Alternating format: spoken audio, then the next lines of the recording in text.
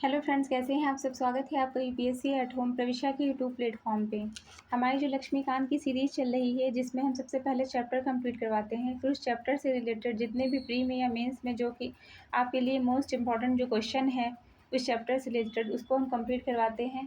जिस किसी ने भी इसके पहले की जो वीडियो नहीं देखी है तो वो हमारी प्लेलिस्ट में जाके देख सकते हैं। अभी तक हमने इस सीरीज़ से चैप्टर 18 कंप्लीट कर लिया है। आज का चैप्टर नंबर क्या है, 19। इसको हम पूरा डिटेल में कवर करेंगे।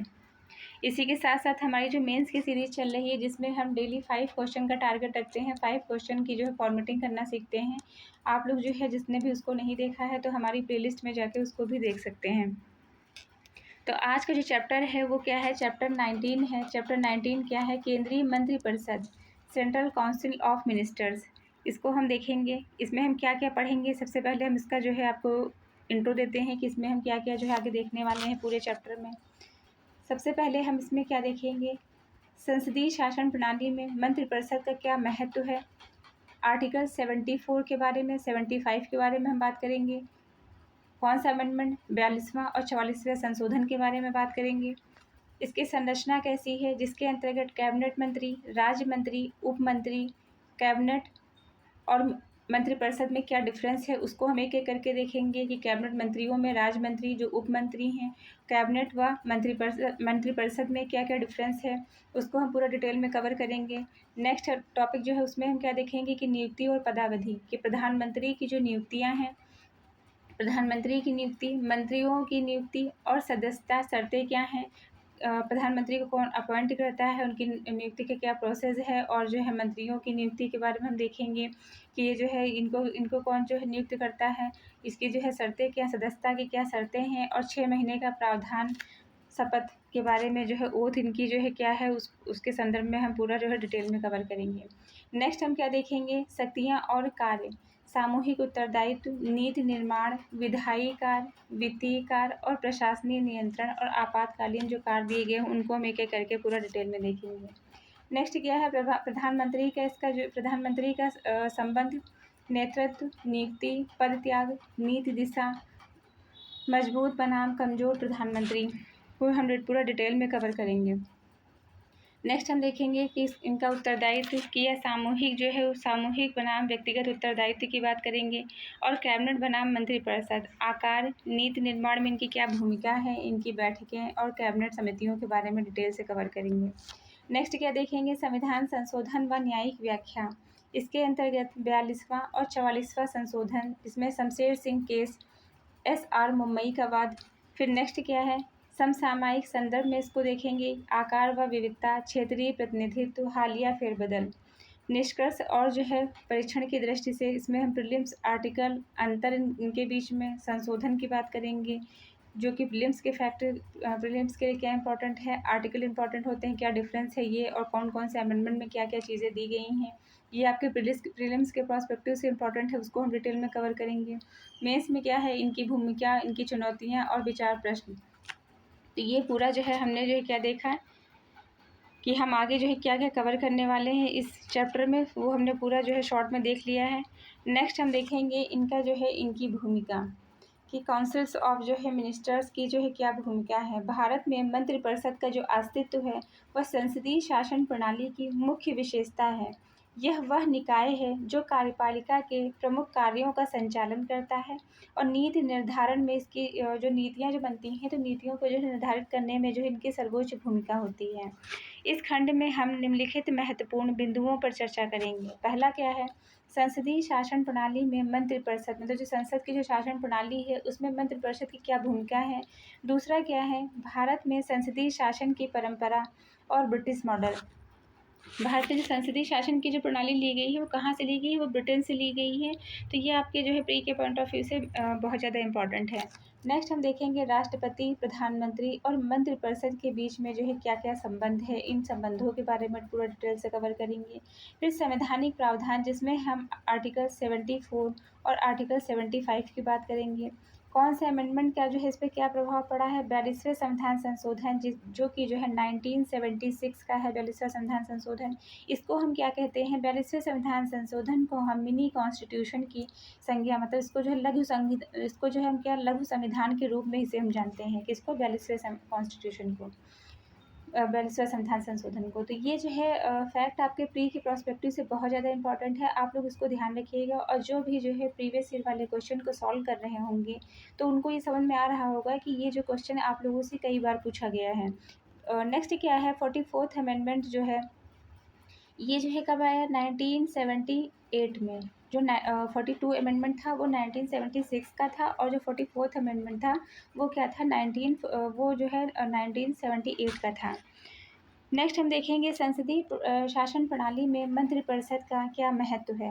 संसद की जो शासन प्रणाली है उसमें जो मतलब जो काउंसिल्स ऑफ मिनिस्टर्स जो है उनकी क्या इंपॉर्टेंस है। पहला पॉइंट क्या है कि भारत का शासन प्रणाली संसदीय लोकतंत्र है, जहां कार्यपालिका संसद के प्रति, जो कार्यपालिका है संसद क्या करती है, कार्यपालिका जो है संसद के प्रति अपने किए गए जो है कार्यों के लिए क्या होती है, जवाबदेह होती है। मंत्रिपरिषद वह प्रमुख निकाय है जो राष्ट्रपति को सलाह देती है, शासन के कार्यों का संचालन करती है। मंत्रिपरिषद क्या करते हैं, अपने द्वारा जो है कि राष्ट्रपति को जो है क्या करते हैं, सलाह देते हैं और शासन के कार्यों का संचालन करते हैं। यह जो प्रणाली है यह ब्रिटेन की वेस्टमिनिस्टर मॉडल पर आधारित है, जहां वास्तविक सत्ता मंत्रिपरिषद के पास होती है, न कि राष्ट्रपति या समकक्ष औपचारिक के पास। जो राष्ट्रपति होते हैं वो केवल जो है नाम मात्र के जो है नाम मात्र के जो है प्रमुख होते हैं, जबकि जो वास्तविक जो शक्ति होती है वो किसके, प्रधानमंत्री मंत्रिपरिषद के पास में होती है। तो ये हमने जो है इसके पहले भी पूरा कवर किया है, इसके पहले का जो चैप्टर है। नेक्स्ट हम क्या देखेंगे, भारत में संसदीय शासन की परंपरा और ब्रिटिश मॉडल। ब्रिटिश शासन प्रणाली से प्रभावित होकर भारत ने संसदीय व्यवस्था अपनाई, जो लोकतंत्र और उत्तरदायित्व की नींव है। ये जो संसदीय जो परंपरा, जो संसदीय जो प्रणाली जो अपनाई गई है वो किससे जो है, वो जो है ब्रिटेन की जो शासन प्रणाली थी उससे प्रेरित होकर जो है अपनाई गई है, जो कि जो है जो लोकतंत्र और उत्तरदायित्व की नींव है। नेक्स्ट क्या है, भारत में राष्ट्रपति को औपचारिक प्रमुख माना जाता है, जबकि मंत्रिपरिषद वास्तविक कार्यकारी जो है शक्ति होती है। मतलब जो राष्ट्रपति होते हैं उनको केवल नाम मात्र का जो है प्रमुख माना जाता है, संवैधानिक प्रमुख माना जाता है, जबकि जो वास्तविक जो कार्यकारी जो शक्ति होती है, मतलब वास्तविक जो पावर होती है वो किसके पास में होती है, वो प्रधानमंत्री और उसकी मंत्रिपरिषद वास्तविक कार्यकारी शक्ति रखते हैं। यह व्यवस्था सुनिश्चित करती है कि कार्यपालिका संसद के प्रति जवाबदेह रहे, विधायिका की निगरानी में कार्य करे। नेक्स्ट हम देखेंगे राष्ट्रपति, प्रधानमंत्री और मंत्रिपरिषद के बीच में क्या संबंध है, इसको हम देखेंगे। संविधान के अनुसार राष्ट्रपति भारत का प्रथम नागरिक और औपचारिक प्रमुख होता है। ये हमने बार बार बताया है कि जो राष्ट्रपति है, राष्ट्रपति कौन होता है, भारत का प्रथम नागरिक है, और कौन है, ये औपचारिक, ये केवल जो औपचारिक प्रमुख होता है, वास्तविक शक्तियाँ इनके पास नहीं होती हैं। वास्तविक शक्तियाँ प्रधानमंत्री और मंत्रिपरिषद के पास होती हैं, परंतु उनकी शक्तियाँ मंत्रिपरिषद की सलाह पर निर्भर करती है। मतलब मंत्रिपरिषद जो है क्या करेगी, इनको जो है सलाह देगी, किसी भी कार्य के लिए सलाह देगी, तो उनकी जो है वो अपनी शक्तियों का जो है उपयोग करते हैं। आर्टिकल जो है 74 ये बात करता है। प्रधानमंत्री मंत्रिपरिषद के प्रमुख होते हैं। प्रधानमंत्री जो है वो कौन होते हैं, मंत्रिपरिषद के जो है प्रमुख होते हैं। राष्ट्रपति को ये सलाह देते हैं, और कौन कौन से जो है जो प्रधानमंत्री होते हैं, प्रधानमंत्री क्या होते हैं, ये मंत्रिपरिषद के जो मेन जो हेड होते हैं, कौन होते हैं, प्रधानमंत्री होते हैं। और यही जो है राष्ट्रपति को ये सलाह देते हैं कि अब जो है कौन कौन जो है मंत्री बनाए जाएंगे। मंत्रिपरिषद की जिम्मेदारी राष्ट्रपति के प्रति नहीं बल्कि संसद के प्रति होती है। प्रधानमंत्री उनकी मंत्रिपरिषद की जो जिम्मेदारी होती है वो किसके प्रति होती है, संसद के प्रति होती है, न कि राष्ट्रपति के प्रति। संवैधानिक प्रावधान क्या दिया गया है, आर्टिकल 74 और 75 क्या बात करता है, इसको हम देखेंगे कि आर्टिकल 74 कहता है कि राष्ट्रपति को मंत्रिपरिषद की सलाह देने का निर्देश देता है। राष्ट्रपति को जो है मंत्रिपरिषद की जो है सलाह लेने का निर्देश देता है। राष्ट्रपति क्या करेगा, जो है अपने कार्यों के लिए जो है वो मंत्रिपरिषद की सलाह लेने का जो है निर्देश देगा, आर्टिकल 74। तो ये आपसे डायरेक्ट जो है प्री क्वेश्चन पूछा जा सकता है कि कौन सा जो है आर्टिकल यह प्रावधान करता है कि जो है राष्ट्रपति को मंत्रिपरिषद राष्ट्रपति को सलाह दे सकता है। तो कौन सा आर्टिकल है, आर्टिकल 74, तथा यह सलाह को सरकार की औपचारिक नीति का हिस्सा माना जाता है। आर्टिकल 75 क्या कहता है कि जो है प्रधानमंत्री मंत्रिपरिषद की नियुक्ति, आर्टिकल 75 के अंतर्गत जो प्रधानमंत्री हैं प्रधानमंत्री और मंत्रिपरिषद की नियुक्ति, उनकी पदावधि, सदस्यता और सामूहिक उत्तरदायित्व से संबंधित प्रावधान देता है। क्या क्या बात की गई? प्रधानमंत्री और उनकी मंत्रिपरिषद की नियुक्ति के बारे में, उनकी पदावधि के बारे में, कितने समय के लिए होगा, उनकी क्या जो है सदस्यता जो है कैसे जो इनके सदस्य होंगे, और सामूहिक उत्तरदायी, मंत्रिपरिषद के लिए जो सामूहिक रूप से संसद के प्रति उत्तरदायी है। यह जो है संबंधित सारे प्रावधान जो दिए गए हैं वो आर्टिकल जो है 75 के अंतर्गत दिए गए हैं। इन प्रावधानों से यह स्पष्ट होता है कि भारत की कार्यपालिका में मंत्रिपरिषद सर्वोच्च है।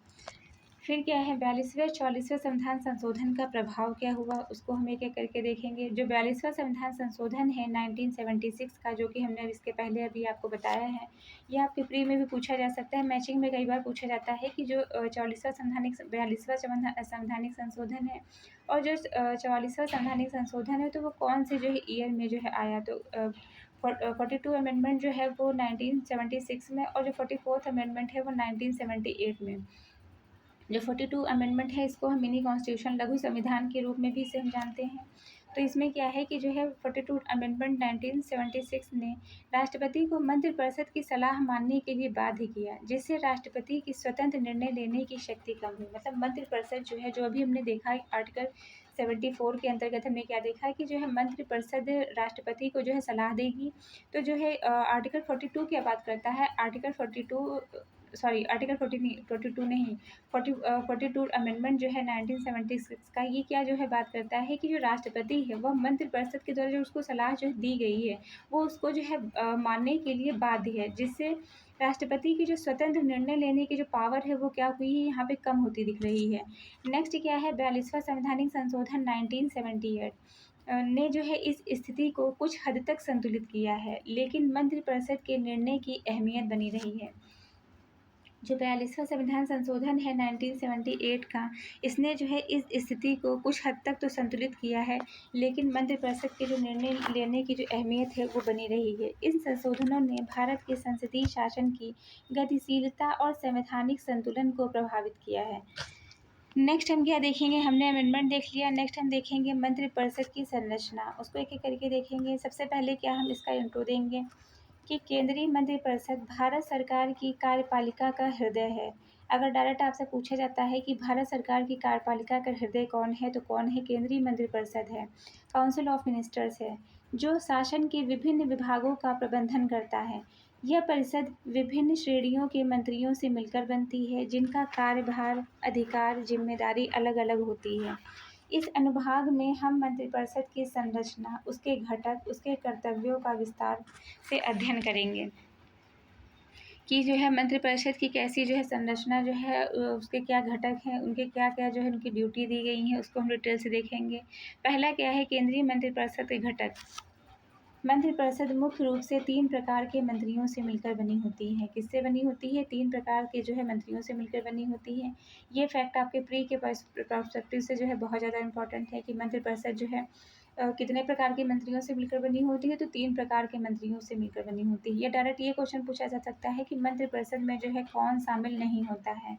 आप लोग को जो है ये दे दिया जाएगा कि कैबिनेट मिनिस्टर और राज्य मिनिस्टर और जो है स्वतंत्र उप मंत्री, इसमें से जो है 4th पॉइंट कोई अलग दे दिया जाएगा, पूछा जाएगा कि इसमें से कौन शामिल इसके अंतर्गत नहीं है।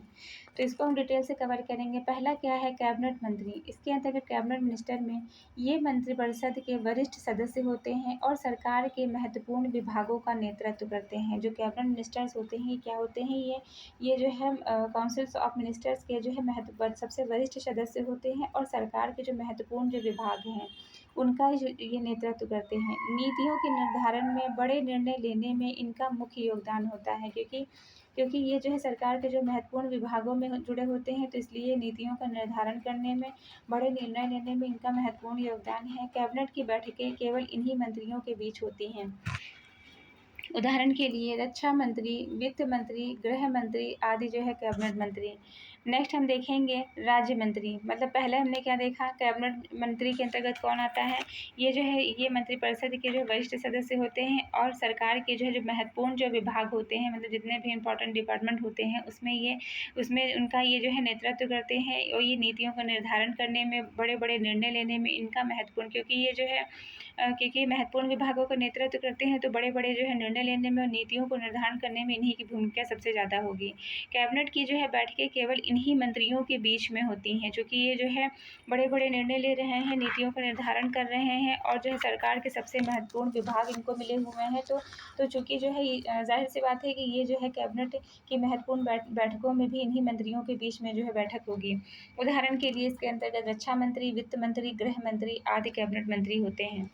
नेक्स्ट हम देखेंगे राज्य मंत्री, मिनिस्टर्स ऑफ स्टेट्स। ये जो है क्या है, ये मंत्री या तो स्वतंत्र प्रभार के साथ होते हैं या किसी कैबिनेट मंत्री की सहायता करते हैं। ये कौन होते हैं? ये मंत्री जो है या तो स्वतंत्र प्रभार के साथ होते हैं या जो है किसी कैबिनेट मंत्री की सहायता करते हैं। स्वतंत्र प्रभार वाले राज्य मंत्री मंत्रालय के प्रमुख होते हैं, लेकिन कैबिनेट सदस्य नहीं होते हैं। ये क्या है? ये जो है राज्य मंत्रालय के तो प्रमुख, ये राज्य मंत्री जो है मंत्रालय के तो प्रमुख होते हैं, किंतु जो है कैबिनेट के सदस्य नहीं होते हैं। दूसरा क्या है? सहायता करने वाले राज्य मंत्री कैबिनेट मंत्री को विभागीय कार्यों में सहयोग देते हैं। ये क्या करते हैं?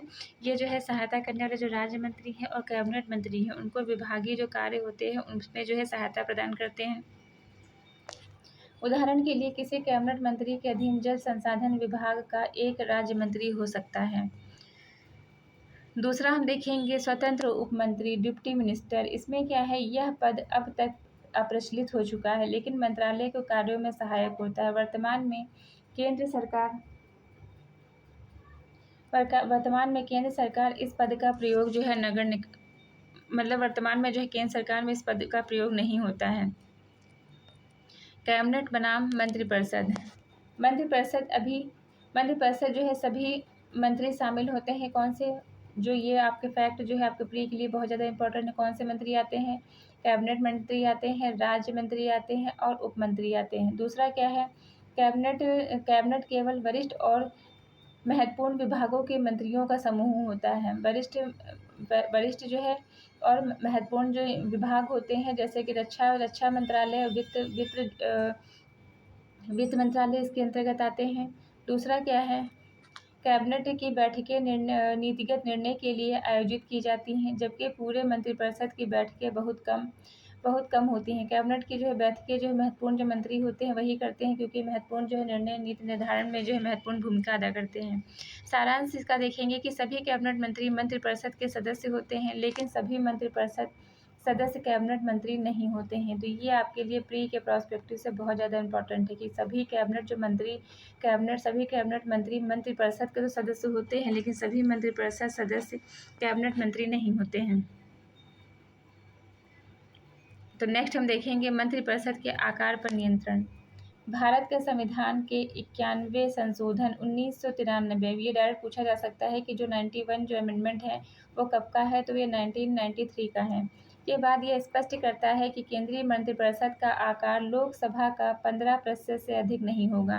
मतलब जो है जो 91वां संविधान संशोधन 1993 का है, इसमें यह बात जो है कही गई कि जो केंद्रीय मंत्रिपरिषद है उसका जो आकार है, मतलब जो काउंसिल ऑफ मिनिस्टर्स है उसका जो आकार है वो जो लोकसभा के जितने सदस्य हैं उसका जो है 15% से अधिक नहीं होगा।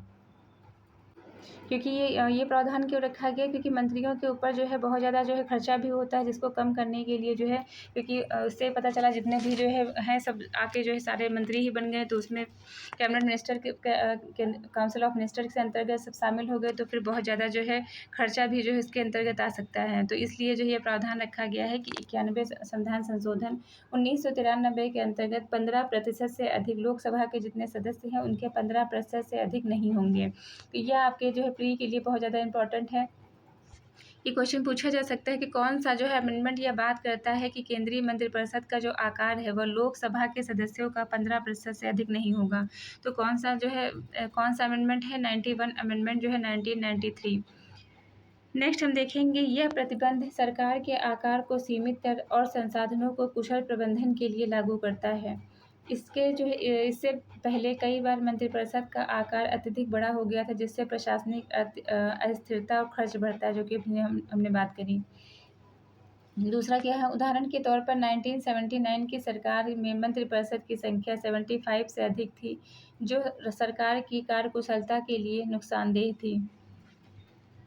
नेक्स्ट हम देखेंगे संसदीय मर्यादा और मंत्रिपरिषद का आकार। आर्टिकल 75(1) कहता है कि केंद्रीय मंत्रिपरिषद का कुल सदस्य लोकसभा के कुल सदस्यों की 15% यह सीमा भारत के कार्यपालिका की दक्षता संसाधन की विवेकपूर्ण उपयोग को सुनिश्चित करने के लिए है।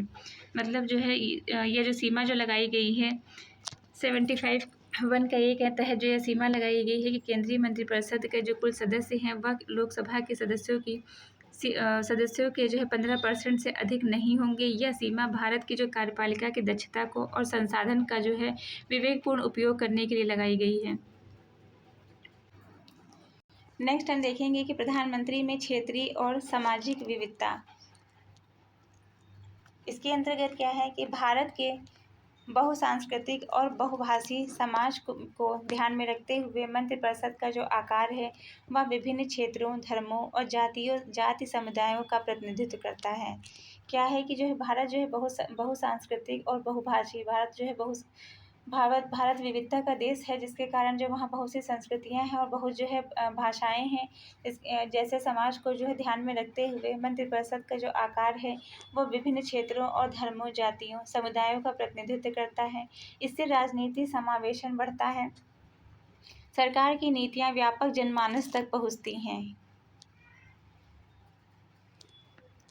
उदाहरण के लिए हाल के वर्षों में पिछड़े वर्ग, अल्पसंख्यक, महिलाओं और क्षेत्रीय दलों के प्रतिनिधित्व को मंत्रिपरिषद में स्थान दिया गया है। यह समावेशन ही लोकतंत्र की मजबूती और राष्ट्रीय एकता के लिए आवश्यक माना जाता है।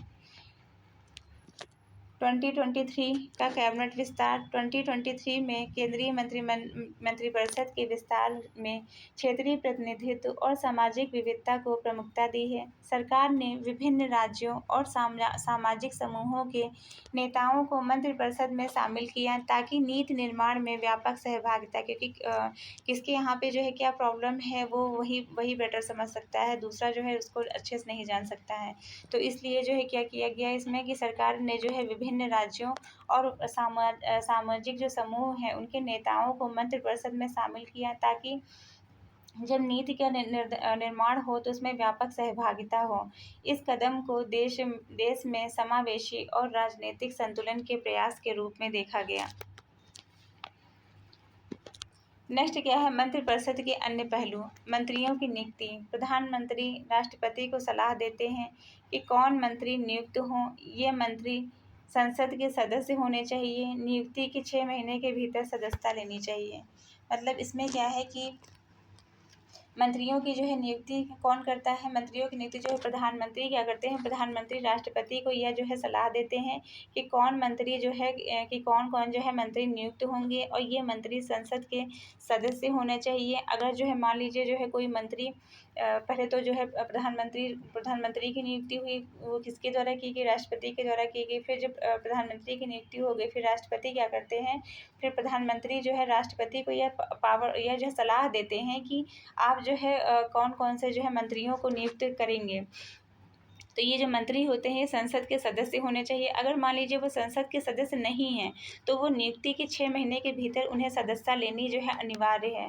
तो ये आपका प्री के पर्सपेक्टिव से बहुत ज़्यादा इम्पॉर्टेंट है कि अगर कोई मंत्री संसद का सदस्य नहीं है तो वह कितने टाइम पीरियड में सदस्यता लेना उसे अनिवार्य होता है किसी भी सदन में। तो कौन सा कितना टाइम पीरियड है, 6 महीने का। तो ये आपके प्री के लिए बहुत ज़्यादा इम्पॉर्टेंट है। नेक्स्ट हम देखेंगे पद त्याग व निकासी। मंत्री संसद के विश्वास खोने पर या प्रधानमंत्री के आग्रह पर अपना पद छोड़ देते हैं। इसमें क्या है कि ये भी आपके प्री के लिए बहुत ज़्यादा इम्पोर्टेंट है कि जो मंत्री जो त्यागपत्र या निकासी कैसे की जाती है। मंत्री संसद के विश्वास खोने पर या प्रधानमंत्री के आग्रह पर अपना पद छोड़ सकते हैं। सामूहिक उत्तरदायित्व तो हम देखेंगे। मंत्रिपरिषद एकजुट होकर संसद के प्रति जवाबदेही होती है, जिससे सभी नीति और निर्णयों के लिए जिम्मेदार होते हैं। मंत्रिपरिषद क्या है, वह एकजुट होकर संसद के प्रति जवाबदेही होती है, जिससे सभी सदस्य नीति और निर्णयों के लिए क्या होते हैं, जिम्मेदार होते हैं। कि केवल एक मंत्री अगर एक मंत्री कोई कार्य कर रहा है तो उसके लिए पूरी मंत्रिपरिषद एकजुट होकर संसद के प्रति जिम्मेदार होगी, जिससे सदस्य नीति और निर्णयों के प्रति निर्णयों के लिए जिम्मेदार होते हैं। नेक्स्ट हम देखेंगे नियुक्ति और पदावधि। प्रधानमंत्री की नियुक्ति। भारत के राष्ट्रपति संविधान के अनुसार प्रधानमंत्री की नियुक्ति करते हैं। तो ये आपका फैक्ट जो है क्विकली इम्पॉर्टेंट है कि जो भारत के राष्ट्रपति प्रधानमंत्री की नियुक्ति कौन करता है, तो भारत के राष्ट्रपति करते हैं। संविधान के अनुसार करते हैं। सामान्यतः राष्ट्रपति उस राजनीतिक दल के नेता को प्रधानमंत्री नियुक्त करते हैं जिसे लोकसभा में बहुमत प्राप्त हो। इसको नियुक्त करते हैं, उस राजनीतिक दल के नेता को प्रधानमंत्री नियुक्त किया जाता है जिससे कि जो है लोकसभा में बहुमत प्राप्त हो। यदि कोई स्पष्ट बहुमत ना हो तो राष्ट्रपति संयुक्त सरकार बनाने का प्रयास करते हैं। यह बहुमत साबित करने के लिए प्रधानमंत्री से सदन में विश्वास मत मांगते हैं। यह नियुक्ति लोकतांत्रिक प्रक्रिया की आधारशिला है जो सरकार की स्थिरता के लिए आवश्यक है। प्रधानमंत्री की नियुक्ति प्रक्रिया। प्रधानमंत्री को सदन का विश्वास प्राप्त होना अनिवार्य है। यदि वे विश्वास खो देते हैं तो उन्हें पद छोड़ना पड़ता है। यह व्यवस्था भारत के संसदीय लोकतंत्र की मजबूती को दर्शाती है। इसके पहले हमने प्रधानमंत्री का जो है चैप्टर पूरा फुल डिटेल में कवर किया है। जिस किसी ने भी उसका नहीं देखा है वो हमारी प्लेलिस्ट में जाके उसको कंप्लीट कर सकते हैं वहाँ से। नेक्स्ट पॉइंट क्या है कि मंत्रियों की नियुक्ति। इसके अंतर्गत प्रधानमंत्री राष्ट्रपति को सलाह देते हैं कि कौन मंत्री नियुक्त होंगे। अब ये जो है फैक्ट आपके प्री के लिए जो बहुत ज़्यादा इम्पोर्टेंट है कि अन्य मंत्रियों की नियुक्ति जो है कैसे की जाती है, तो ये प्रधानमंत्री की सलाह पर राष्ट्रपति के द्वारा जो है की जाती है। मंत्रियों की नियुक्ति संविधान के अनुच्छेद 75 में विस्तार से बताई गई है। तो कौन सा आर्टिकल जो है अन्य मंत्रियों की नियुक्ति की बात करता है, यह जो है कौन सा आर्टिकल 75 है। नियुक्त मंत्री संसद के किसी भी सदन में सदस्य हो सकते हैं। यदि मंत्री सांसद नहीं है तो उसे नियुक्ति के 6 महीने के भीतर के अंदर ही जो है संसद के किसी भी सदन का सदस्य बनना आवश्यक है। तो ये आपके लिए प्री के लिए बहुत ज़्यादा इम्पोर्टेंट है कि नियुक्ति जो है नियुक्त मंत्री जो है संसद के किसी भी सदन का सदस्य हो सकता है। अगर कोई मंत्री जो है सांसद नहीं है तो उसे जो है जब वो नियुक्त हो जाता है तो नियुक्ति के 6 महीने के भीतर उसे उसके अंदर ही जो है संसद के किसी भी सदन में अपनी सदस्यता लेना अनिवार्य हो जाता है। यह प्रावधान ये सुनिश्चित करता है कि कार्यपालिका संसद के प्रति जवाबदेही रहे। नेक्स्ट हम देखेंगे मंत्री की जो है पदावधि। इनकी पदावधि क्या होती है। मंत्रिपरिषद की अवधि लोकसभा की अवधि के समान होती है जो सामान्यतः 5 वर्ष होती है। किसके समान होती है। जब मंत्रिपरिषद की जो अवधि है वह लोकसभा के समान होती है, 5 वर्ष की होती है।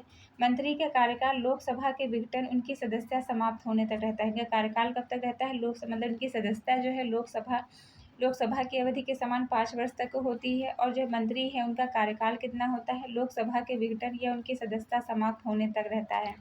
यदि मंत्री सदन का सदस्य नहीं होता है तो वह 6 महीने के भीतर सदस्यता प्राप्त नहीं करता है तो उसका मंत्री पद जो है स्वतः ही समाप्त हो जाएगा।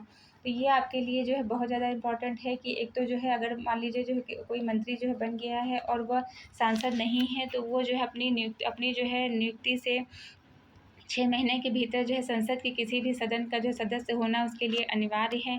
अगर वह मान लीजिए नहीं हो पाता है तो 6 महीने के बाद ही स्वतः ही उसका मंत्री का पद जो है वो समाप्त हो जाएगा। प्रधानमंत्री मंत्रिपरिषद में किसी भी सदन का पद त्याग या सदन का विश्वास खोना पदावधि को प्रभावित करता है। प्रधानमंत्री या मंत्रिपरिषद में जो है किसी भी सदन का जो है पदत्याग करना, किसी भी जो है कोई भी सदस्य अगर पदत्याग कर देता है या सदन का जो विश्वास खो देता है तो पदावधि को प्रभावित करता है। नेक्स्ट हम देखेंगे इसके संदर्भ में संवैधानिक प्रावधान क्या क्या किए गए हैं। ये जो बॉक्सेस में दिया गया है वो आपके लिए प्री के लिए मोस्ट इम्पॉर्टेंट है। आर्टिकल 75 निम्नलिखित बिंदुओं में निहित है। प्रधानमंत्री और मंत्रिपरिषद की नियुक्ति की बात करता है। आपसे डायरेक्ट क्वेश्चन पूछा जा सकता है कि जो प्रधानमंत्री और मंत्रिपरिषद की नियुक्ति के बारे में जो प्रावधान किसमें दिया गया है, तो आर्टिकल 75 है। दूसरा क्या है, प्रधानमंत्री संसद के प्रति सामूहिक रूप से उत्तरदायी होता है। प्रधानमंत्री जो है अगर कोई एक मंत्री कोई कार्य जो है करता है तो उसके लिए पूरा जो है मंत्रिपरिषद जो है सामूहिक रूप से मंत्रिपरिषद का जो है सदन के प्रति जो है सामूहिक रूप से उत्तरदायी होगी। मतलब पूरी मंत्रिपरिषद जो उत्तरदायी होगी। मंत्रियों की जो है संसद सदस्यता की जो है शर्तें इसमें दी गई हैं आर्टिकल 75 में। और मंत्रिपरिषद की अवधि और पदत्याग की प्रावधान किया गया है। मंत्रिपरिषद की जो है क्या अवधि होगी, उसके जो है पदत्याग का क्या प्रावधान होगा, उसके बारे में प्रोविज़न किया गया है। नेक्स्ट हम देखेंगे शपथ ग्रहण। शपथ ग्रहण में जो है क्या है कि मंत्री पद ग्रहण करने से पहले सभी मंत्रियों को राष्ट्रपति या उनके प्रतिनिधि के समक्ष संविधान की शपथ का प्रतिज्ञा लेनी होती है। मंत्री पद ग्रहण करने के पहले सभी जो मंत्री हैं उनको राष्ट्रपति या उनके प्रतिनिधि के समक्ष संविधान की शपथ या प्रतिज्ञा लेनी होती है। शपथ में मंत्री संविधान के प्रति वफादारी और गोपनीयता बनाए रखने का संकल्प करते हैं। यह शपथ संवैधानिक वैधता प्रदान करती है और शासन प्रणाली की नैतिक आधारशिला है। हाल के वर्षों में मंत्रिपरिषद में शपथ ग्रहण समारोह को बहुत धूमधाम से आयोजित किया गया। साथ ही जनता मीडिया द्वारा मंत्रियों की नीतिगत जवाबदेही और नैतिकता पर भी विशेष ध्यान दिया गया। यह लोकतांत्रिक प्रक्रिया में पारदर्शिता और जवाबदेही को बढ़ावा देता है। नेक्स्ट हम देखेंगे मंत्रिपरिषद की शक्तियाँ और उसके जो है क्या क्या कार्य हैं। पहला क्या है, सामूहिक उत्तरदायित्व, जो कि आर्टिकल जो है 75 बात करता है। इसके अंतर्गत क्या है कि मंत्रिपरिषद संसद के प्रति सामूहिक रूप से उत्तरदायी होगी। इसका अर्थ ये होता है कि सभी मंत्री सरकार के निर्णयों के लिए एकजुट होकर जिम्मेदार होंगे। कि अगर किसी के द्वारा जो है कोई निर्णय लिया जाता है तो सभी जो मंत्री हैं, जो अगर जो है सरकार के द्वारा जो है कोई निर्णय लिया जाता है तो उसमें जो है कोई भी मंत्री उसके जो है अगेंस्ट में नहीं बोलता है। अगर जो है वो बोलेगा तो अगर मान लीजिए वो जो है डिसीजन जो भी जो है गलत होता है या सही होता है तो उसके लिए जो है सभी लोग जो है एकजुट होकर जो जिम्मेदार होंगे। इसके अंतर्गत ये बताया गया है कि यदि मंत्रिपरिषद को सदन का विश्वास प्राप्त नहीं होता है तो उसे इस्तीफा देना पड़ता है। यदि मंत्रिपरिषद को जो है सदन का विश्वास प्राप्त नहीं होता है तो उसे जो है क्या करना पड़ता है, रिजाइन करना पड़ता है। यह सिद्धांत संसदीय लोकतंत्र की बुनियाद है। कार्यपालिका की स्थिरता इससे सुनिश्चित होती है। नेक्स्ट हम देखेंगे संसद के समक्ष मंत्रिपरिषद की एकजुटता आवश्यक है। व्यक्तिगत मतभेद होने पर मंत्रिपरिषद को निर्णय का समर्थन करना होता है। यह व्यवस्था लोकतंत्र में शासन की निरंतरता और जवाबदेही के लिए अनिवार्य है। नेक्स्ट क्या है, नीति निर्माण, पॉलिसी मेकिंग में जो है इनकी भूमिका। मंत्रिपरिषद देश की नीतियों को निर्धारित करती है जो कि आर्थिक, सामाजिक और बाह्य मामलों से संबंधित होती हैं। यह नीति सरकार की दिशा को तय करती है, संसद में प्रस्तुत की जाती है। नीति निर्माण में प्रधानमंत्री और कैबिनेट मंत्रियों की ही प्रमुख भूमिका होती है। सरकार की प्राथमिकताएं क्या होती हैं, बजट, विकास की योजनाएं मंत्रिपरिषद के अनुमोदन के बिना नहीं हो सकती हैं। तो यह जो है नीतियों का निर्धारण मंत्रिपरिषद क्या करती है, देश की जो है नीतियों का जो निर्धारण करती है। और इसमें सरकार की प्राथमिकताएं क्या होती हैं, बजट और विकास जैसी योजनाएं मंत्रिपरिषद के जो है अनुमोदन के बिना लागू नहीं की जाती हैं। तो ये हमने जो है क्या देखा कि नीति निर्माण में इनकी क्या भूमिका है। नेक्स्ट हम देखेंगे विधायी कार्य, लेजिस्लेटिव फंक्शन। मंत्रिपरिषद संसद में विधेयक प्रस्तुत करती है, विशेषकर वित्तीय विधेयक। मंत्रिपरिषद जो है क्या कर सकती है, संसद में जो है विधेयक प्रस्तुत करती है, वित्तीय विधेयक। दूसरा क्या है, यह संसद में बहुमत जुटाकर विधायी प्रक्रिया को सफल बनाती है। मंत्रिपरिषद की ओर से पेश किए गए विधेयकों का उद्देश्य सरकार की नीतियों को कानूनी रूप देना है। सरकार के द्वारा जो नीतियाँ बनाई गई हैं, मंत्रिपरिषद के द्वारा जो विधेयक पेश किए गए हैं, उसका उद्देश्य क्या होता है कि जो सरकार के द्वारा नीतियाँ बनाई गई हैं उसको क्या करना, उसको जो है कानून बना देना। वित्तीय जो है विधेयक विशेष महत्व का होता है क्योंकि इसमें सरकार की आय और व्यय का लेखा जोखा होता है। मंत्रिपरिषद जो है संसद में विधेयक जो प्रस्तुत करती है, विशेषकर कौन सा विधेयक, वित्तीय विधेयक। वित्तीय विधेयक जो है का विशेष महत्व किस लिए होता है, क्योंकि इसमें जो सरकार की आय और व्यय का लेखा जोखा होता है। वित्तीय विधेयक संसद के दोनों सदनों से अनुमोदित होना अनिवार्य है। इस विधेयक में सरकार के राजस्व और व्यय की योजना जो देश की आर्थिक नीति को निर्धारित करती है। नेक्स्ट हम देखेंगे, नेक्स्ट क्या है, प्रशासनिक नियंत्रण और कार्यान्वयन। इसके अंतर्गत मंत्रिपरिषद शासन के प्रशासनिक कामकाज का संचालन करती है। यह विभिन्न विभागों, मंत्रालयों के कार्यों का समन्वय करती है। मंत्रिपरिषद निर्णयों को सरकारी अधिकारियों द्वारा मंत्रिपरिषद के द्वारा जो भी निर्णय लागू किए जाते हैं वो सरकारी अधिकारी जो IAS, IPS, IFS है उनके द्वारा जो है सरकारी अधिकारियों के द्वारा लागू कराया जाता है। इसके तहत सरकारी योजनाओं का क्रियान्वयन, विभागीय बजट का प्रबंधन और जन कल्याण के लिए कदम भी उठाए जाते हैं। नेक्स्ट हम देखेंगे आपातकालीन शक्तियाँ। मंत्रिपरिषद आपातकालीन परिस्थितियों में तत्काल निर्णय ले सकती है। उदाहरण के लिए राष्ट्रीय आपात, राज्य आपातकाल और वित्तीय आपातकाल के दौरान ही मंत्रिपरिषद की भूमिका बढ़ जाती है। इस स्थिति में मंत्रिपरिषद संविधान और कानून के अनुसार सरकार चलाने के लिए विशेष शक्तियाँ उसको प्राप्त हो जाती हैं।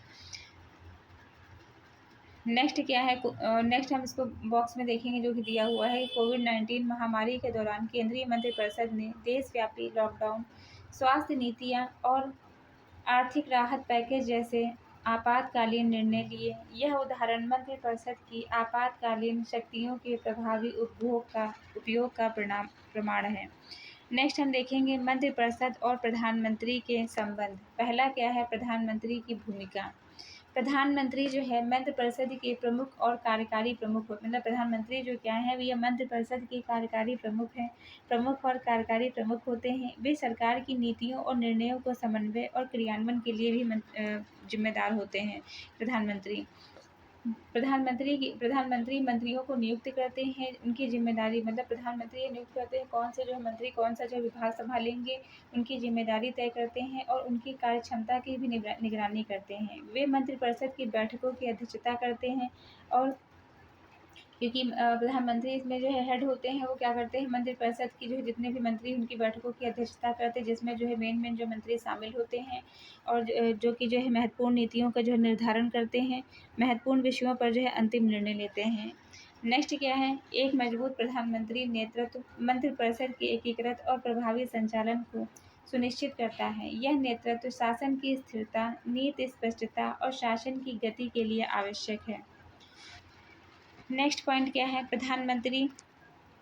मंत्रिपरिषद में प्रधानमंत्री का नियंत्रण।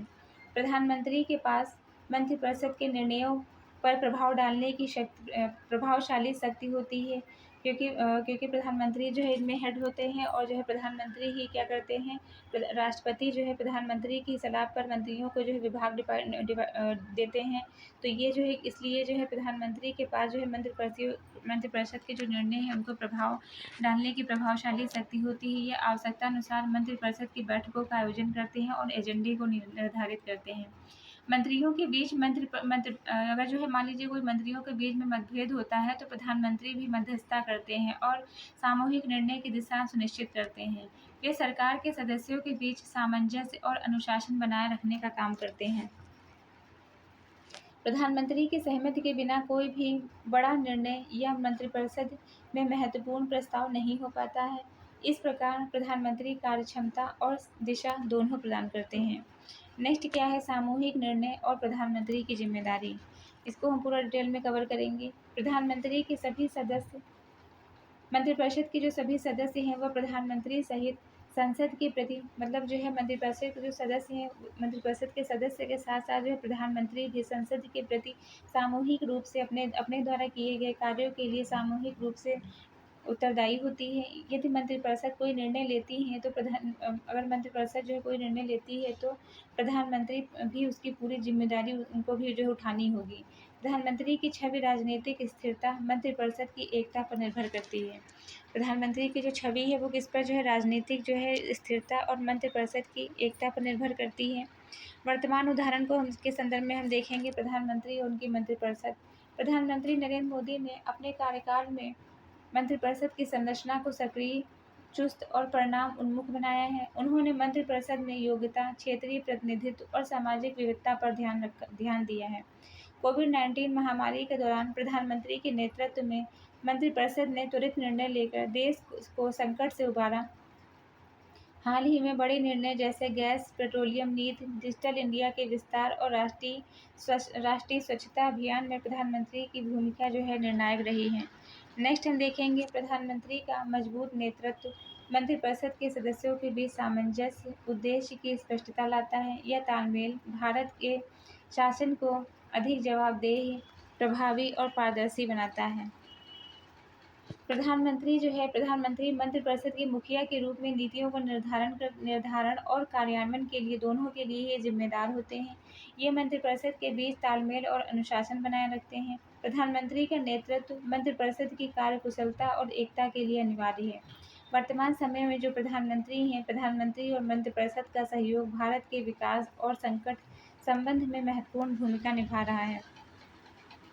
नेक्स्ट क्या है, मंत्रिपरिषद बनाम सामूहिक मंत्रिपरिषद का सामूहिक बनाम व्यक्तिगत उत्तरदायित्व। सामूहिक उत्तरदायित्व को हम देखेंगे कलेक्टिव रिस्पॉन्सिबिलिटी में क्या है कि मंत्रिपरिषद संसद के प्रति सामूहिक रूप से जिम्मेदार होती है। प्रधानमंत्री उनकी मंत्रिपरिषद संसद के प्रति जो है अपने द्वारा किए गए कार्यों के लिए सामूहिक रूप से जिम्मेदार होगी। इसका अर्थ यह है कि मंत्रिपरिषद के सभी सदस्य, चाहे वे किसी भी विभाग के हों, संसद में सरकार के फैसलों का समर्थन करते हैं। मतलब क्या है कि जो है मंत्रिपरिषद के जो है सभी जितने भी सदस्य हैं, वो चाहे जिस भी विभाग के हो, चाहे वित्त मंत्रालय के अंतर्गत आते हों, जो है चाहे रक्षा मंत्रालय के अंतर्गत आते हों, चाहे जिस भी विभाग के हों, वो संसद में जो है सरकार के फैसलों का जो है हमेशा समर्थन ही करेंगे। यदि यदि सदन में विश्वास मत हार जाता है तो पूरी मंत्रिपरिषद को, यदि जो है सदन में जो है विश्वास मत हार जाता है तो क्या है, पूरी मंत्रिपरिषद को इस्तीफा देना होगा। यह सिद्धांत भारत में संसदीय लोकतंत्र की बुनियादी विशेषता है और सरकार की स्थिरता के लिए भी जो है महत्वपूर्ण है। सामुदायिक उत्तरदायित्व का महत्व हम देखेंगे। संसद में सरकार के निर्णयों के प्रति एकजुट समर्थन लोकतांत्रिक शासन की स्थिरता सुनिश्चित करता है। यह व्यवस्था व्यक्तिगत मतभेदों के बावजूद सरकार की जिम्मेदारी को बनाए रखती है। नेक्स्ट हम देखेंगे व्यक्तिगत उत्तरदायित्व। इसमें क्या है, प्रत्येक मंत्री अपने निर्दिष्ट विभाग के लिए व्यक्तिगत रूप से जिम्मेदार होते हैं। प्रत्येक मंत्री जो है अपना जो उनका विभाग है उसके लिए जो है वह व्यक्तिगत रूप से जिम्मेदार होते हैं। इंडिविजुअल रिस्पॉन्सिबिलिटी की बात की गई है। मंत्री की जिम्मेदारी है कि वह अपने विभाग के कार्यों और नीतियों के लिए संसद के समक्ष स्पष्टीकरण प्रस्तुत करें कि वो अपने विभाग के अंतर्गत किस प्रकार के वो कार्य कर रहे हैं, उसकी जो है कौन सी नीतियां हैं, उसके लिए वह संसद के समक्ष जो है स्पष्टीकरण दे। अगर कोई मंत्री अपने विभाग में गलती करता है तो उसे पद त्याग करना पड़ सकता है, भले ही पूरे मंत्रिपरिषद ने उस गलती का समर्थन किया हो। अगर जो है कोई मंत्री अपने विभाग में कोई गलती करता है तो उसे पद त्याग करना पड़ेगा, भले ही जो है पूरी मंत्रिपरिषद ने उस गलती का समर्थन भी किया हो। व्यक्तिगत उत्तरदायित्व मंत्रिपरिषद की कार्यक्षमता और जवाबदेही को बढ़ाता है। व्यक्तिगत उत्तरदायित्व के उदाहरण, यदि कोई मंत्री अपने विभाग में भ्रष्टाचार, प्रशासनिक चूक के लिए जिम्मेदार पाया जाता है तो वह सार्वजनिक दबाव में या राजनीतिक कारणों से पदत्याग कर सकता है। यह व्यक्तिगत जवाबदेही का प्रत्यक्ष उदाहरण है। नेक्स्ट हम देखेंगे सामूहिक व्यक्तिगत उत्तरदायित्व में संतुलन।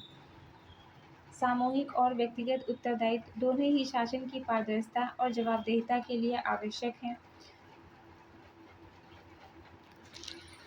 सामूहिक उत्तरदायित्व सरकार की स्थिरता बनाए रखता है, जबकि व्यक्तिगत उत्तरदायित्व जो है प्रत्येक मंत्री की जवाबदेही को सुनिश्चित करता है कि वो अपने जो है विभाग में किस प्रकार के कार्य कर रहा है, वह इसके लिए जवाबदेह होगा। तो उसको जो है ध्यान रखना पड़ेगा कि हम क्या कर रहे हैं, हमें इसका जो है इसके लिए जो है हमें जवाब देना पड़ेगा।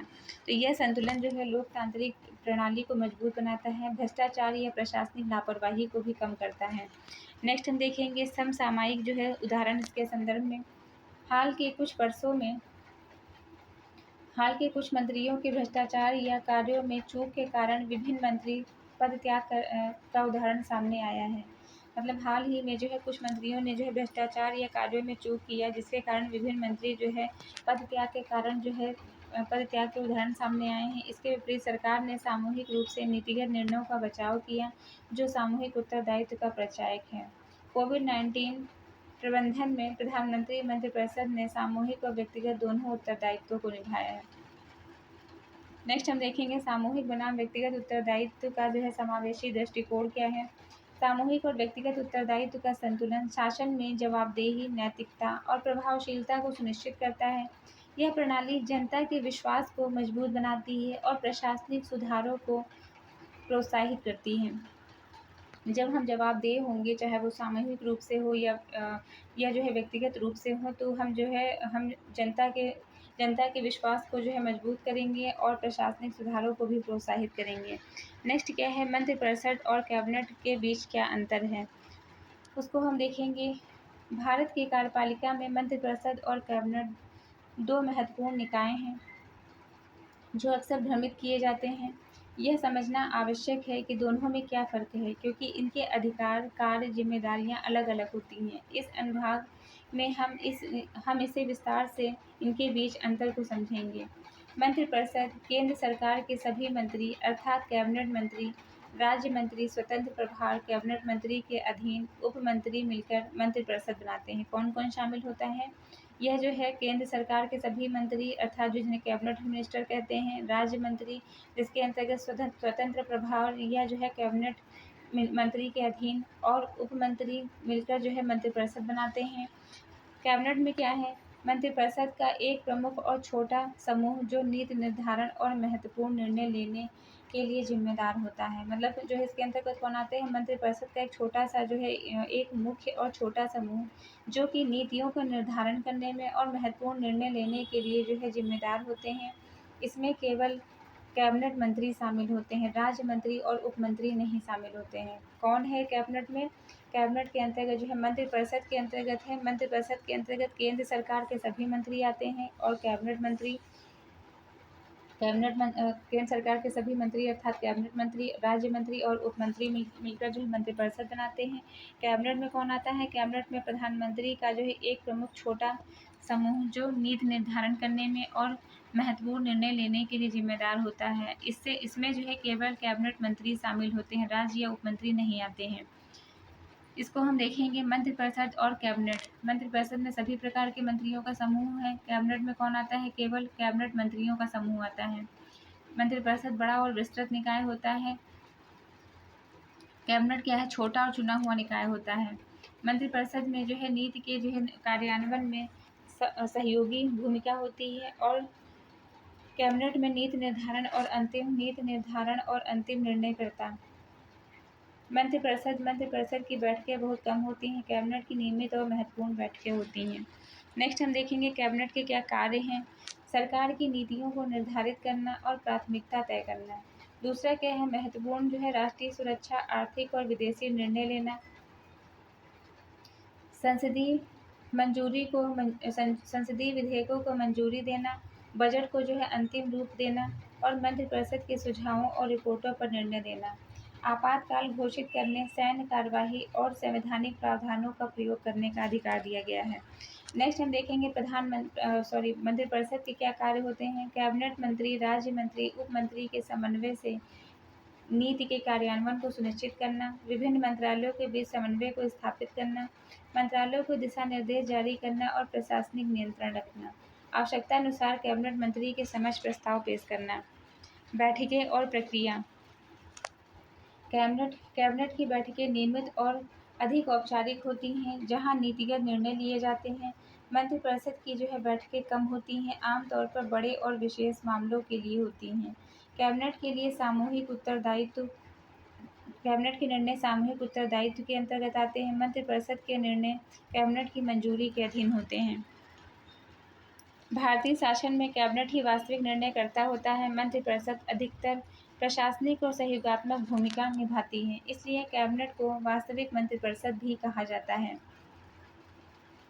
इसके संदर्भ में संवैधानिक प्रावधान क्या किए गए हैं। संविधान में मंत्रिपरिषद शब्द का प्रयोग किया गया है। कैबिनेट के लिए कोई स्पष्ट परिभाषा नहीं दी गई है।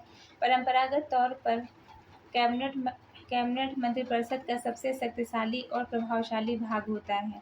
कैबिनेट की शक्ति जो है वह भूमिका, प्रधानमंत्री और राजनीतिक परिस्थितियों पर निर्भर करती है। वर्तमान समय में कैबिनेट का गठन छोटा और चुस्त रखा गया है ताकि तेजी से निर्णय लिया जा सके। मंत्रिपरिषद राज्य मंत्री, उप मंत्री के समावेश देकर प्रशासनिक कार्यों को सुनिश्चित किया जाता है। उदाहरण के लिए कोविड-19 महामारी के दौरान कैबिनेट के मुख्य निर्णयों के साथ मंत्रिपरिषद ने व्यापक कार्यान्वयन सुनिश्चित किया।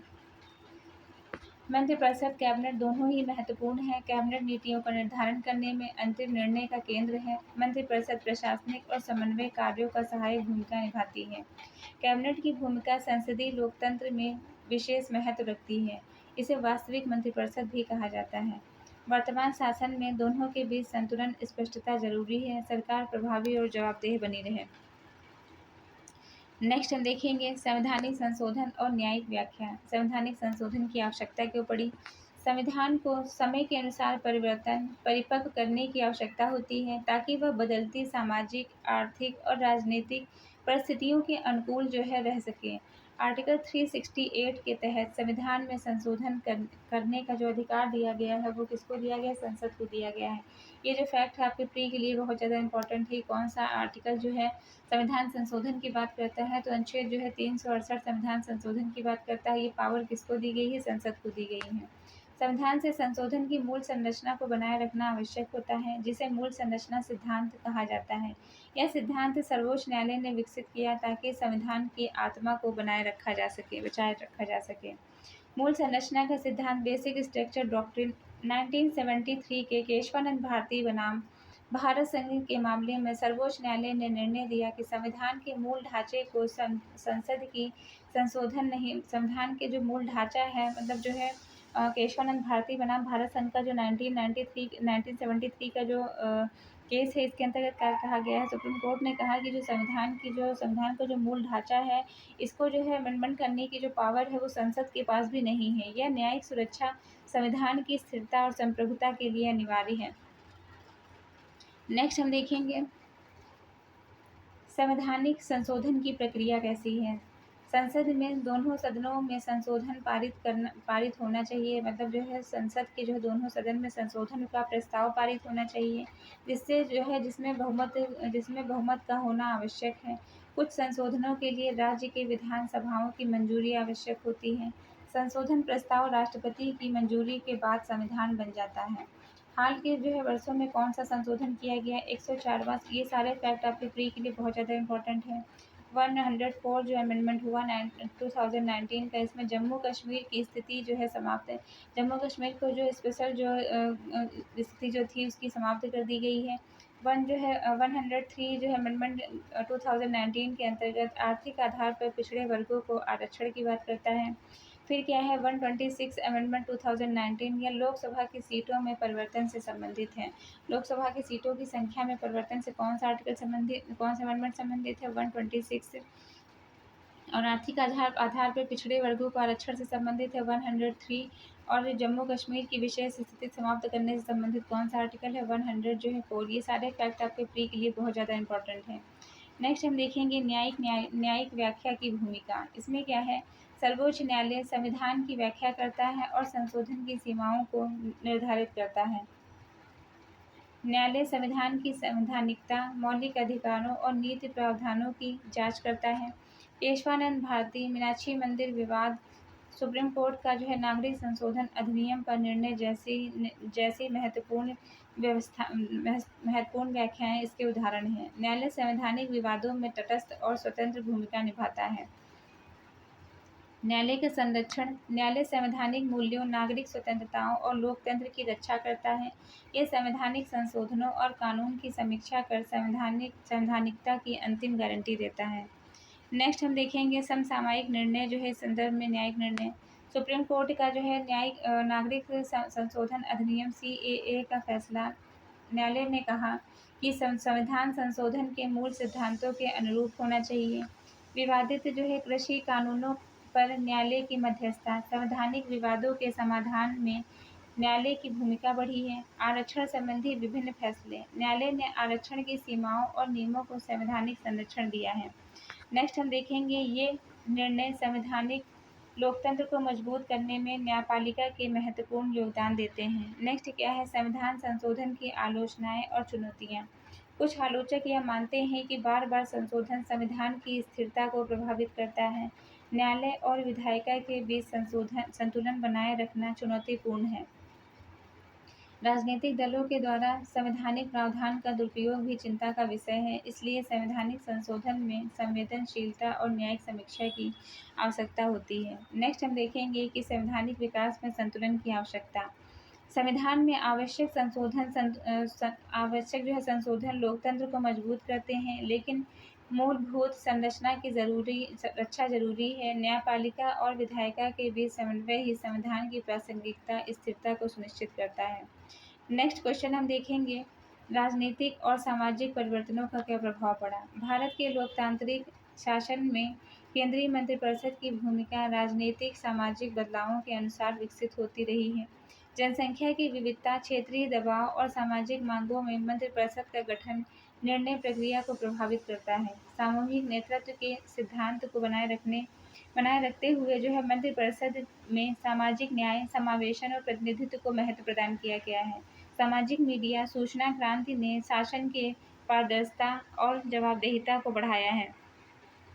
लोकतंत्र में उत्तरदायित्व का नया युग। सोशल मीडिया, डिजिटल प्लेटफॉर्म और जन सुनवाई के माध्यम से जनता सीधे सरकार की नीतियों पर नज़र रख सकती है। यह शासन में जवाबदेही और पारदर्शिता के लिए एक नया युग लाया है। नेक्स्ट हम देखेंगे तकनीकी प्रगति और प्रशासन। Digital India, e governance, artificial intelligence जैसी तकनीक नवाचारों में मंत्रिपरिषद के प्रशासनिक कामकाज को सुव्यवस्थित किया है। तकनीकी उपकरण से निर्णय प्रक्रिया में तेजी आई है, सूचनाओं का आदान प्रदान बेहतर हुआ है। कोविड-19 महामारी के दौरान टेक्नोलॉजी का उपयोग स्वास्थ्य नीति, आर्थिक पैकेज और आपातकालीन प्रावधान के संदर्भ में महत्वपूर्ण रहा। इससे मंत्रिपरिषद की कार्य क्षमता में वृद्धि होती है और जन सेवा का जो है विस्तार होता है। तकनीकी शासन की जो है नई दिशा। आधुनिक तकनीकें शासन के पारदर्शिता, दक्षता और जनता से संवाद को नया आयाम देती हैं। यह मंत्रिपरिषद के फैसलों को समय पर प्रभावी रूप से लागू करने में मदद प्रदान करती हैं। नेक्स्ट क्या है राजनीतिक नेतृत्व और निर्णय प्रक्रिया। वर्तमान राजनीतिक नेतृत्व ने मंत्रिपरिषद के आकार, संरचना और जीवन शैली को प्रभावित किया है ताकि त्वरित और प्रभावी निर्णय हो सके। छोटे चुस्त मंत्रिपरिषद की व्यवस्था, क्षेत्रीय प्रतिनिधित्व, सामाजिक समावेशन पर जो विशेष ध्यान दिया गया है। मंत्रिपरिषद के नेतृत्व, नीति निर्माण और कार्यान्वयन की प्रक्रिया अधिक केंद्रीकृत और पारदर्शी हुई है। मंत्रिपरिषद ने जो है कोविड-19 आर्थिक मंदी और वैश्विक चुनौती से निपटने के लिए सामूहिक रूप से काम किया है। सशक्त नेतृत्व और सामूहिक निर्णय। मजबूत नेतृत्व और सामूहिक निर्णय क्षमता मिलकर भारत के लोकतंत्र और विकास स्तंभ है। यह गठजोड़ देश की स्थिरता और विकास को बढ़ावा देता है। नेक्स्ट क्या है चुनौतीपूर्ण विषय और सुधार। भ्रष्टाचार, प्रशासनिक जटिलताएं, राजनीतिक दबाव जैसे मुद्दे अभी भी शासन की गुणवत्ता के लिए चुनौतीपूर्ण बने हुए हैं। मंत्रिपरिषद में सुधार के लिए पारदर्शिता, जवाबदेहिता और दक्षता बढ़ाने का प्रयास जारी है। लोकपाल, सूचना का अधिकार, सरकारी सेवाओं के डिजिटलीकरण जैसे उपाय सुधार को गति दे रहे हैं। सामूहिक निर्णय प्रक्रिया में सार्वजनिक भागीदारी बढ़ाने और नीति निर्माण को लोकतांत्रिक बल दिया जा रहा है। भविष्य के लिए क्या सुझाव है? सुधारों में नागरिक भागीदारी, तकनीकी अपनाने और जवाबदेही तंत्र को मजबूत करना आवश्यक है। मंत्रिपरिषद को अधिक खुलेपन और सहयोग के साथ काम करना होगा ताकि लोकतंत्र की गुणवत्ता बढ़ी रहे। अतः निष्कर्षतः जो है क्या देखेंगे कि इस अध्याय का जो है सारांश क्या है कि केंद्रीय मंत्रिपरिषद भारत के संघीय कार्यपालिका का महत्वपूर्ण अंग है जो नीतियों का निर्माण करने, कार्यान्वयन में मुख्य भूमिका निभाती है। मंत्रिपरिषद का गठन, संरचना, कार्य, प्रधानमंत्री का नेतृत्व मतलब मंत्रिपरिषद के गठन में, संरचना और कार्यों में प्रधानमंत्री का जो नेतृत्व है वह सर्वोपरि है। मंत्रिपरिषद की शक्तियाँ व्यापक हैं जिसमें शासन के विभिन्न क्षेत्रों का समन्वय, नीति निर्धारण और संसद के प्रति जवाबदेही शामिल हैं। सामूहिक और व्यक्तिगत उत्तरदायित्व दोनों मंत्रिपरिषद के संचालन के मूल सिद्धांत हैं। मंत्रिपरिषद और कैबिनेट के बीच स्पष्ट अंतर होता है जहां कैबिनेट नीति निर्धारण का प्रमुख केंद्र है। संवैधानिक संशोधन और न्यायिक व्याख्या में भारत के शासन तंत्र को स्थिर और प्रभावी बनाने में महत्वपूर्ण योगदान दिया है। समसामयिक राजनीति, सामाजिक तकनीक के परिप्रेक्ष्य में मंत्रिपरिषद की भूमिका लगातार विकसित हो रही है। केंद्रीय मंत्रिपरिषद की संरचना और भूमिका को हमने देखा। प्रधानमंत्री का नेतृत्व और मंत्रिपरिषद के साथ उसका क्या संबंध है वो हमने देखा। सामूहिक बनाम व्यक्तिगत उत्तरदायित्व के बारे में हमने देखा। मंत्रिपरिषद और कैबिनेट मंत्री के बीच में क्या अंतर है वो हमने देखा। फिर संविधान संशोधन और न्यायिक व्याख्या का क्या महत्व है वो हमने देखा। नेक्स्ट क्या देखा कि समसामयिक चुनौतियाँ और सुधार। आपकी जो है आपके एग्जाम के पॉइंट ऑफ व्यू से जो है क्या इंपॉर्टेंट है इसमें केंद्रीय मंत्रिपरिषद की भूमिका और संरचना। आपका यूपी पीसीएस, स्टेट पीसीएस दोनों पूछा जा सकता है। मंत्रिपरिषद, प्रधानमंत्री मंत्रिपरिषद का संबंध, नेतृत्व की भूमिका, सामूहिक और व्यक्तिगत उत्तरदायित्व के सिद्धांत क्या हैं। मंत्रिपरिषद और कैबिनेट के बीच में जो है अंतर को स्पष्ट कीजिए। संविधान संशोधन की प्रक्रिया और न्यायालय की भूमिका। समसामयिक परिप्रेक्ष्य में मंत्रिपरिषद की भूमिका, वर्तमान घटनाओं से संबंधित उदाहरण प्रस्तुत कीजिए। तो ये हमारा जो है चैप्टर कंप्लीट होता है, जो कि हमने लिया था लक्ष्मीकांत की सीरीज़ का चैप्टर 19 है, उसको हमने पूरा फुल डिटेल में कवर किया है। अब हमारी जो नेक्स्ट वीडियो इस चैप्टर से रहेगी वो क्या रहेगी, प्री और मेंस के जो है क्वेश्चन, जो इस चैप्टर से रिलेटेड जो आपके प्री में मेंस में जो क्वेश्चन बन सकते हैं उसको हम पूरा डिटेल में कवर करवाएंगे। 20 क्वेश्चन प्री के और 10 क्वेश्चन मेंस के पूरा डिटेल में देखेंगे। जिस किसी ने इसके पहले की जो है वीडियो नहीं देखी है तो हमारी प्लेलिस्ट में जाके देख सकते हैं। आप लोगों को हमारी जो सीरीज़ चल रही है कैसी लग रही है हमारे कमेंट सेक्शन में ज़रूर बताइए। तो ऐसे ही पढ़ते रहिए, लाइफ में आगे बढ़ते रहिए, यूपीएससी एट होम प्रविशा के साथ में मेंस आंसर राइटिंग करते रहिए। Thank you.